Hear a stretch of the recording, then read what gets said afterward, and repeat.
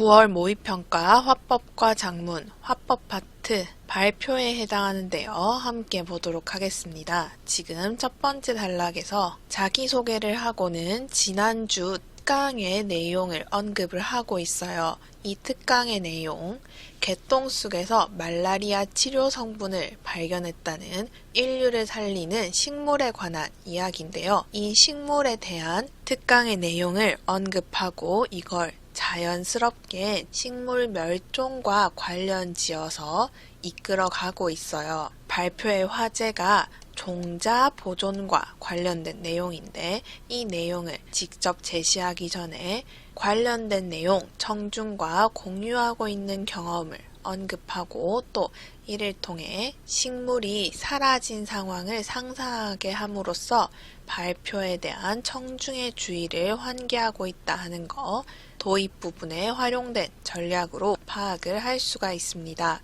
그리고 식물이 지구상에서 사라진 상황, 실제로 얼마든지 일어날 수 있다 하는 걸 시각 자료를 활용해서 제시를 하고 있는 것도 확인을 할 수가 있고요. 우리가 주의해야 하는 것, 흔히 화법 파트에서 이렇게 화면을 통해서 자료를 보여주면 이 자료의 내용이 중심 화제와 직접적인 관련이 있는 경우가 많은데 오늘 지문의 경우에는 지금 멸종 위기에 처한 나무라든지 멸종 우려 수준에 처한 식물의 비유를 통해서 이러한 상황이기 때문에 그만큼 언제든 사라질 수 있는 식물의 종자를 보존하는 것은 중요하다. 그래서 오늘 발표 내용이 중요하다. 이렇게 얘기를 하고 있어요.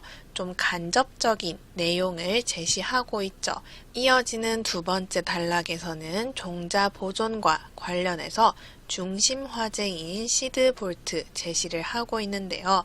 시드 볼트란 종자를 보존하기 위한 시설이다 설명을 하면서 이 용어가 종자와 금고를 합친 말인데 아무래도 외국어다 보니까 청중들에게 좀 어렵게 다가오겠죠. 그렇기 때문에 좀 더 쉬운 우리말로 된 용어로 바꾸어서 설명을 하고 있다 하는 것 발표 전략 중에서 우리가 체크를 해야겠고요. 이 종자 금고란 정확히 무엇인가 다시 한번 의미 풀이해서 제시하고 있습니다. 기후변화나 전쟁 등 예기치 못한 재앙으로 인한 식물의 멸종을 막기 위해 지어진 종자 연구 보관 시설이다. 이렇게 제시를 하고는 퀴즈를 내고 있어요. 종자 금고가 전 세계에 몇 군데 있을까요? 묻고 있죠. 그러면 이 퀴즈의 내용은 앞으로 설명할 내용에 대해서 물어보는 거고 청중의 배경 지식을 묻고 있다.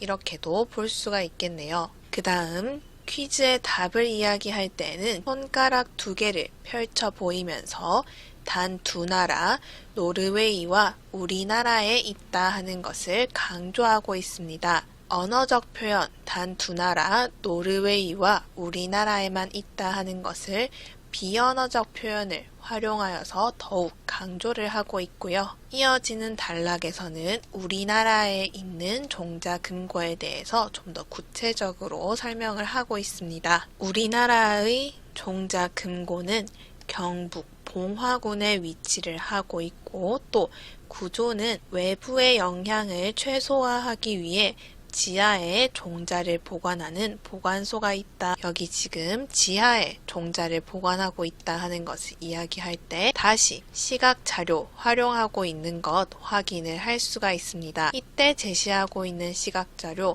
우리가 앞서 보았던 시각 자료와 비교하는 문제 충분히 제시가 될 수 있겠고요. 또 발표 내용을 통해서 지금 제시하고 있는 시각 자료가 종자 보관시설의 모습 혹은 종자 보관시설의 구조를 보여주는 것이구나 하는 것도 짐작을 할 수가 있습니다. 종자 금고의 보관소에는 우리나라뿐만 아니라 외국의 종자도 기탁받아서 4,000종 넘게 보관을 하고 있는데요. 발화를 억제하기 위한 적정 온도와 습도를 유지하고 있는 상태이다 하는 것 설명을 하고 있습니다. 그리고 이 종자 금고의 목적 자체가 우리 앞서 보았듯이 식물의 멸종을 막거나 자생지가 파괴되었을 때를 대비한 것이기 때문에 이러한 특수한 상황이 아니면 반출하지 않는다. 이건 다시 말해 종자를 반출하는 특수한 상황, 자생지가 파괴되었을 때에는 예외적으로 반출을 해서 자생지를 복원할 수 있도록 하겠구나 하는 것도 생각을 해볼 수가 있겠습니다. 그 다음 마지막 단락, 종자를 지키는 일은 미래를 지키는 일이다 라고 이야기를 하면서 이 종자를 다음 세대에 물려주어야 할 살아있는 유산이라고 표현을 하고 있어요. 그만큼 종자 보존이 중요하고 종자 금고가 중요하다 하는 것 강조하면서 발표 마무리되고 있습니다. 그럼 변형 문제 1번 함께 보도록 하겠습니다. 위 발표자의 말하기 방식으로 가장 적절한 것은 묻고 있고요. 1번 용어가 처음 등장한 시기를 밝힘으로써 청중의 이해를 돕고 있다 되어 있는데 시드볼트라는 용어 제시하고 있지만 이 용어가 언제 처음 등장했는지는 언급을 하지 않고 있습니다. 대신에 외국어로 된 이 용어가 어려우니까 우리말로 된 종자금고라는 말로 바꾸어서 청중의 이해를 돕고 있죠. 그 다음 2번 비언어적 표현을 통해 발표 내용을 강조하여 전달하고 있다 되어 있는데 비언어적 표현 손가락 2개 펼쳐 보이는 것 확인을 할 수가 있습니다. 그리고 노르웨이와 우리나라에 있다 이렇게 얘기를 하고 있죠. 발표 내용 강조하고 있다까지 적절하다 2번이 바로 정답이 되겠습니다. 그 다음 3번 발표 중간중간 자료를 활용하여 발표 내용을 시각적으로 정리하고 있다 되어 있는데 발표 중간중간 자료 활용하고 있는 것 우리가 확인을 할 수 있습니다. 그런데 이 자료가 자신이 발표하고 있는 내용을 시각적으로 정리하고 있는 것인가 하면 그렇지 않죠. 앞서 시드볼트의 목적이라든지 위치라든지 이러한 내용들을 정리하고 있다기보다는 자신이 설명하고 있는 내용을 좀 더 이해하기 쉽도록 보여주는 자료에 해당을 합니다. 그렇기 때문에 3번도 적절하지 않다. 그 다음 4번 앞서 설명한 내용에 대해 청중에게 질문하며 이해를 점검하고 있다 되어 있는데 발표 중간에 이렇게 청중에게 퀴즈 내고 있는 것 확인을 할 수가 있어요. 그런데 이 퀴즈의 내용 설명한 적 없는 것이죠. 종자 금고가 전 세계에 몇 군데 있을까요? 하는 것 앞서 설명한 내용 아니기 때문에 발표 내용에 대한 청중의 이해를 점검하고 있다고 보기도 어렵습니다. 4번도 적절하지 않다. 그 다음 5번 발표 내용에 대한 청중의 반응을 살피면서 발표 순서를 바꾸고 있다 되어 있는데 발표 순서 바꾸는 부분 확인할 수 없죠. 그렇기 때문에 5번까지도 적절하지 않다. 1번의 정답은 2번이 되겠습니다. 그럼 이어서 화법과 작문 함께 보도록 하겠습니다. 지금 제목을 통해서 청소년의 펜 상품 소비가 우려된다.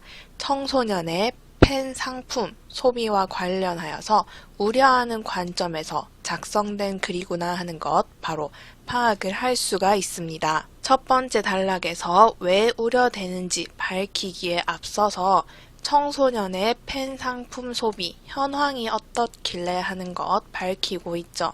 직접 방문한 장소의 분위기를 통해서 최근 청소년들 사이에 펜 상품의 인기가 뜨겁다. 그리고 구체적인 수치를 통해서 국내 펜 상품 시장의 규모가 얼마나 큰지를 이야기하고 있습니다.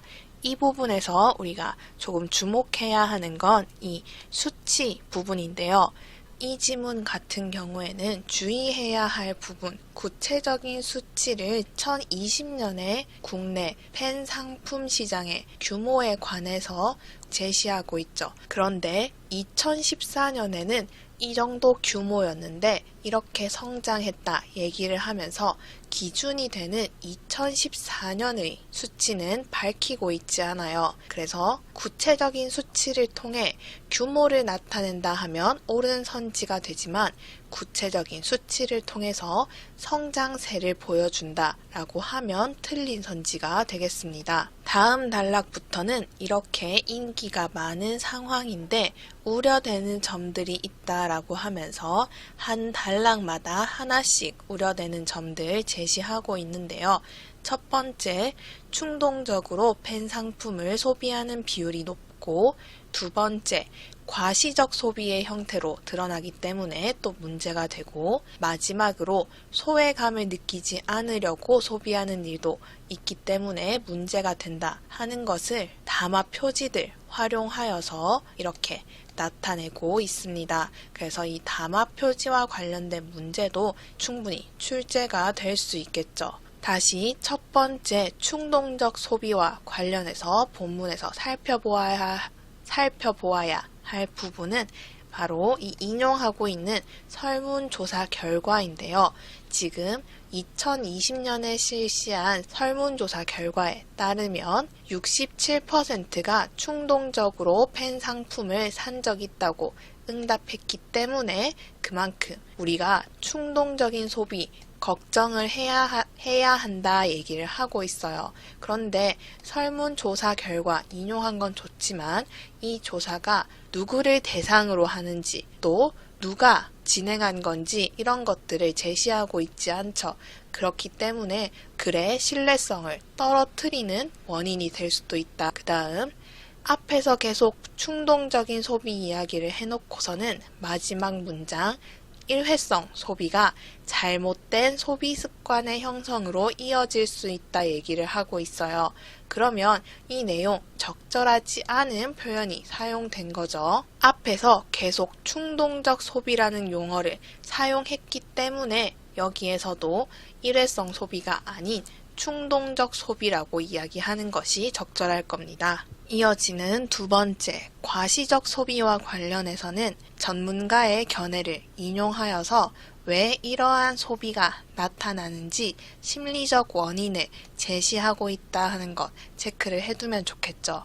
이어지는 문장이 이러한 과시적 소비가 잘못된 가치관을 형성하게 한다 하는 악영향에 대해서 언급을 하고 있기 때문에 이 부분 섞어서 전문가의 견해를 통해 청소년에게 끼치는 악영향에 대해서 이야기한다 이런 식으로 틀린 선지를 만들 수가 있겠습니다. 그 다음 세 번째, 소외감을 느끼지 않으려고 팬 상품을 소비하는 경우가 있다 하는 건 실제 학생의 인터뷰를 그대로 인용하여서 제시를 하고 있고요. 마지막 단락, 그렇기 때문에 이러한 문제들 막기 위해서라도 청소년들의 바람직한 태도가 요구된다 하는 핵심 주장 제시를 하고 있습니다.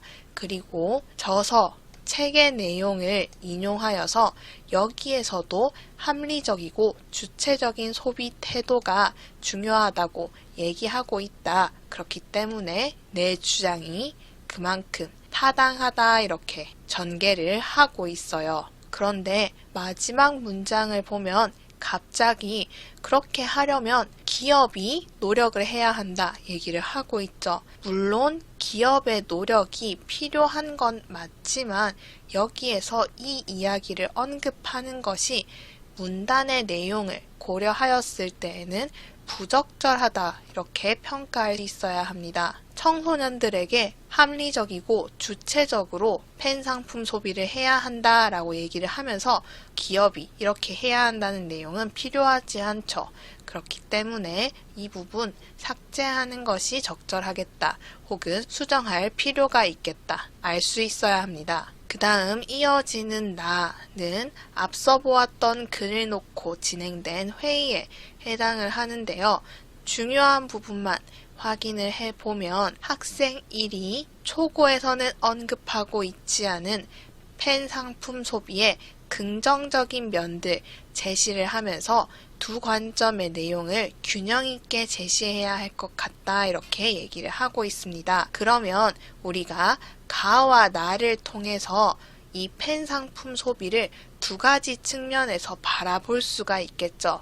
이러한 내용을 확인하는 문제나 혹은 가에 추가해야 할 내용 묻는 문제에서 충분히 출제가 될 수 있겠고요. 학생 3의 말에서도 펜 상품 소비의 긍정적인 측면 이렇게 확인을 할 수 있습니다. 그 다음 학생들의 말하기 방식에 대해서 우리가 조금 살펴볼 필요가 있는데요.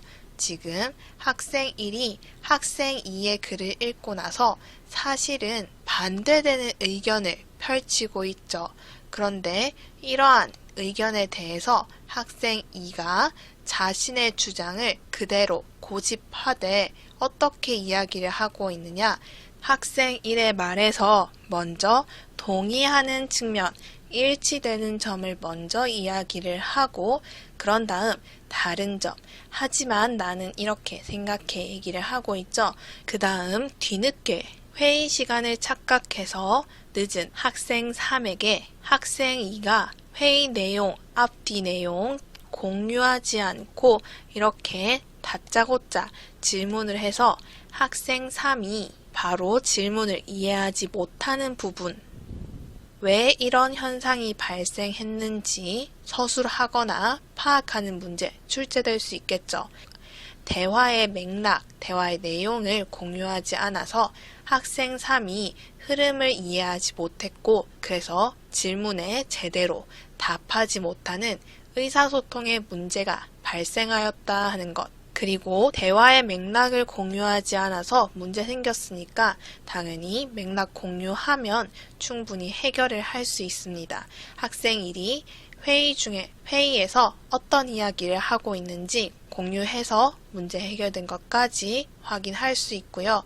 이 부분 의사소통의 문제와 그 문제의 해결로 분석하는 내용 출제가 될 수 있겠습니다. 그 다음 이어지는 내용은 학생 2가 작성한 초고에서 수정할 부분들을 논의하는 내용들인데요. 우리가 아까 보면서 이야기했던 부분이기 때문에 간단하게 확인을 하면 될 것 같고요. 이 부분 문제가 출제된다면 여기 우리 문제처럼 빈칸 만들어 놓고 어떻게 교체하는 것이 좋을지 수정 방안을 묻거나 어떠한 부분이 문제인지 이야기하는 그런 유형 충분히 출제될 수 있겠죠. 여기 지금 이러한 부분들 다 바꾸면 되기 때문에 문제 출제되기가 아주 좋고요. 그 다음 모의고사에 출제된 것처럼 학생들이 언급한 수정 사항을 바탕으로 해서 가를 어떻게 고치면 좋을지 표처럼 정리해서 출제할 수도 있고 실제 문장으로 바꾸어서 구체적으로 물어보는 유형도 충분히 출제가 될 수 있겠습니다. 변형 문제 2번 한번 보겠습니다. 보기는 가글의 중요 내용들 정리하고 있다 이렇게 보면 될 것 같고요. 1문단에서 5문단까지의 중심 내용 이렇게 적혀 있고 우리가 이러한 내용들을 각 문단에서 어떻게 제시하고 있는지 확인을 해보면 되겠습니다. 1번 펜 상품의 인기와 관련하여서 보도의 내용을 인용해 현황을 제시하였다 되어 있는데 첫 번째 문단을 보면 직접 방문한 현장의 분위기를 통해서 그리고 펜 상품 시장의 규모를 나타내는 수치 자료를 통해서 현황을 제시하고 있었습니다. 그렇기 때문에 1번 보도의 내용은 인용하지 않아서 적절하지 않다. 그 다음 2번 설문조사를 진행하여 교내 학생들의 펜 상품 소비 태도를 분석하였다 되어 있는데 충동적 소비 부분에서 설문조사 언급한 건 확인할 수 있지만 설문조사의 주체와 대상 드러나 있지 않죠. 그렇기 때문에 교내 학생들을 대상으로 한 건지 알 수가 없습니다. 2번도 적절하지 않다. 그 다음 3번 전문가의 견해를 바탕으로 과시적 소비 행위의 원인이 되는 청소년의 심리를 분석하였다 되어 있는데 사회학자 유땡땡 교수의 말을 인용을 하여서 이러한 과시적 소비는 남과 차별화하고 싶은 욕구의 그릇된 발현이다 라고 원인 밝히고 있습니다. 그렇기 때문에 3번 적절하다. 바로 정답이 되겠죠. 그리고 4번, 소외감을 느끼지 않으려고 하는 소비에서는 학생을 인터뷰하여서 중심 화제에 대한 대조적인 입장을 제시하였다 되어 있는데, 학생 인터뷰 활용하고 있긴 하지만 이건 우려되는 관점만 다루고 있는 거죠.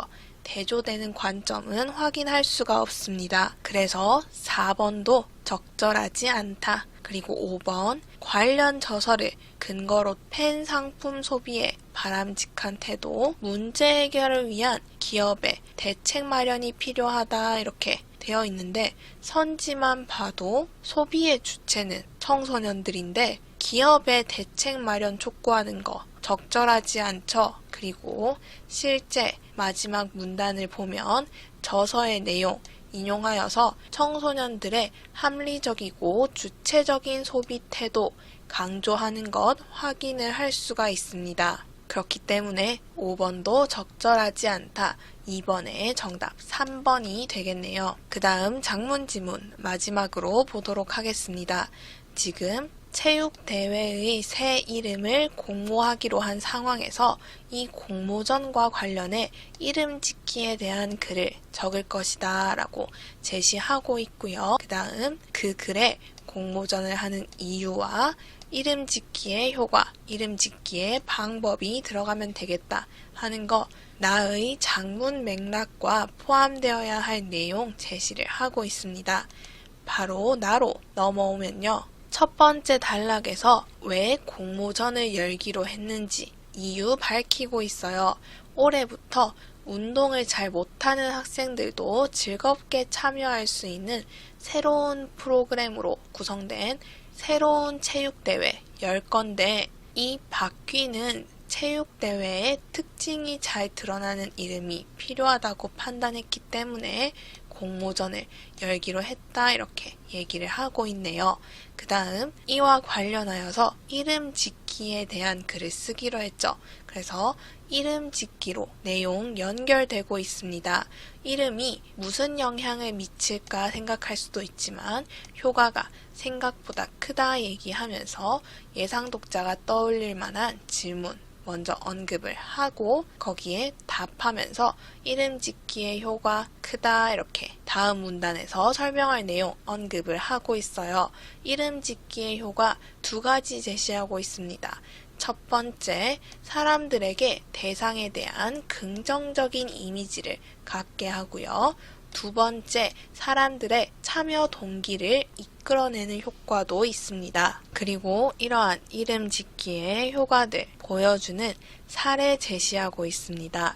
등급 외 사과를 보조개 사과라고 이름을 바꾸어서 사람들이 사과의 흠집을 보조개라고 생각을 해서 좀 긍정적인 이미지를 갖게 된 거죠. 그 다음 임산부 양보석이라는 이름 대신에 임산부 배려석이라는 이름을 사용해서 사람들의 참여를 이끌어낸 사례 제시를 하고 있는데요. 2 문단 모두 사례를 활용하고 있다는 점에서는 공통적인 내용 전개 방법 사용되었다 생각할 수 있지만, 임산부 배려석의 경우에는 지금 상황을 가정하여서 2가지 경우를 직접적으로 비교하고 있어요.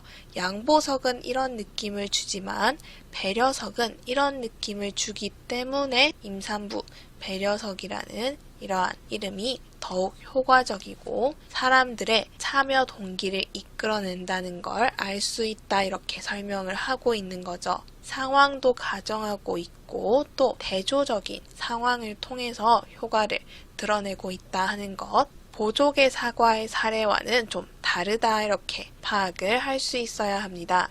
그 다음 마지막 단락에서는 이름 짓기의 방법 설명하기 위해서 먼저 질문하고 스스로 답하는 자문자답의 방식 활용되었다 하는 것 파악을 할 수 있어야 하고요. 그 다음 이름 짓기의 방법 3가지 언급하고 있는데, 먼저 그리고 또한 이라는 표현 활용해서 나열 3가지 하고 있다. 그리고 앞서 언급한 2가지 방법 다시 종합해서 제시하고 있는 문장도 있다 하는 것만 파악을 하면 되겠습니다. 그러면 변형 문제 1번 보도록 하겠습니다. 1문단에서 공모전을 하는 이유를 제시하며 이름 짓기를 통해 성공적으로 진행된 행사의 사례를 활용한다 되어 있는데 1문단 보면 공모전을 하는 이유는 제시되고 있어요. 올해 진행하는 체육대회부터는 새로운 프로그램으로 구성될 예정이고 그렇기 때문에 이러한 특징이 잘 드러나는 이름이 필요하다고 생각해서 공모전을 열기로 했다 얘기를 하고 있죠. 그런데 이를 이야기하면서 이름 짓기를 통해 성공적으로 진행된 행사의 사례는 언급하고 있지 않죠. 그렇기 때문에 1번 적절하지 않다. 그리고 2번 1문단에서 디귿 이름 짓기의 방법을 제시하며 되어 있는데 이름 짓기의 방법 1문단이 아니고 4문단에서 제시하고 있었습니다. 그렇기 때문에 여기까지 끊으면 적절하지 않고요. 이어지는 내용은 적절하죠. 이름을 지을 때 고려해야 할 체육대회의 특징은 바로 방금 이야기했던 운동을 잘 못하는 학생들도 즐겁게 참여할 수 있는 새로운 프로그램으로 구성되었다 하는 것입니다. 그 다음 3번 2문단에서 이름 짓기의 효과를 제시하며 이름 짓기를 통해 이미지를 개선한 사례를 활용한다 되어 있는데 2문단의 이름 짓기의 효과, 사람들에게 대상에 대한 긍정적인 이미지를 갖게 할 수 있다 하는 것 제시하고 있었죠. 그리고 이를 보여주는 사례, 보족의 사과 제시를 하고 있었습니다. 그렇기 때문에 3번이 적절하다. 그 다음 4번 3문단에서 이름 짓기의 효과를 제시하며 조사 결과를 통해 이름에 따른 인식 차이를 드러낸다 되어 있는데 이름 짓기의 효과는 제시하고 있었습니다.